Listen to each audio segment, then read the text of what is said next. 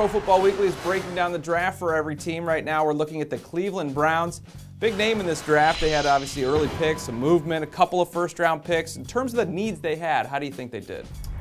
They did very well, particularly in round one. I think Trent Richardson is going to come in and be the key to that offense from the get-go. Brandon Weeden, if he pans out at quarterback, he's going to be looking like a great value as their other first-round pick.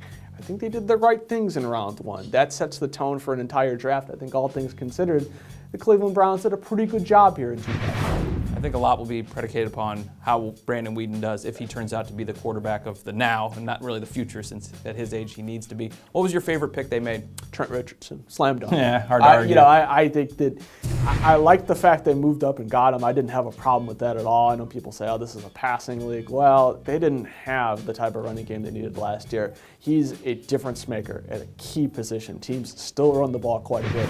I think Trent Richardson's going to be successful in Cleveland. I think we're going to look at this as a very valuable pick for this offense. Yeah, with all the emphasis on the passing game, people say, a lot of running back by committee. When you have a difference maker like an Adrian Peterson, and all signs point to Trent Richardson being that, it seems like you go and get him. What was your least favorite pick the Browns made? I don't know if there was one least favorite pick. They went with John Hughes in round 3. Great filmmaker. Yeah, and he's someone that, again, I think he's going to help that defensive line depth. They have drafted well along the defensive line. They've built that up.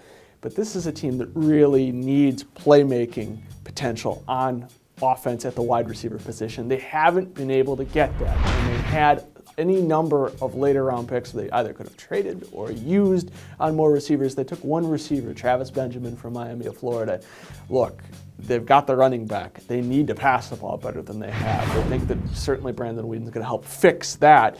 They need to get better at receiver. They could also maybe even stand to add at tight end. They haven't added the necessary pieces at those positions. Yeah, Greg Little last year, and they're hoping he kind of becomes the guy there. They get Travis Benjamin, but in a very deep wide receiver draft, only getting one doesn't seem like enough for the Browns. What grade are you giving them? I give them a B. I tend to think that Richardson's a home run, and I think that Weeden, could pan out.